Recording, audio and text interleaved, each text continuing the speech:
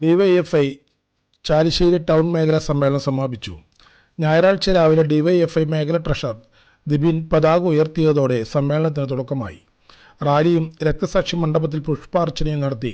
പൊതുസമ്മേളനം ഡിവൈഎഫ്ഐ പാലക്കാട് ജില്ലാ joint secretary TP. Shafeeq ഉദ്ഘാടനം ചെയ്തു. മേഖലാ ട്രഷറർ ദിബിൻ അധ്യക്ഷനായി. രക്തസാക്ഷി പ്രമേയം, അനുശോചന പ്രമേയം എന്നിവ ഷാൻ വിനു, സ്നേഹ എന്നിവർ അവതരിപ്പിച്ചു.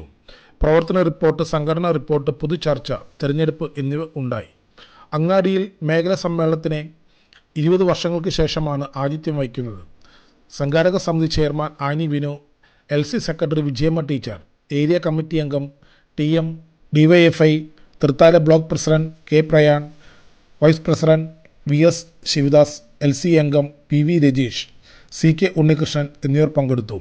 പുതിയ ഭാരവാഹികളായി secretary K. Sudheesh, president Dibin, treasurer K. Arun എന്നിവരെ തിരഞ്ഞെടുത്തു.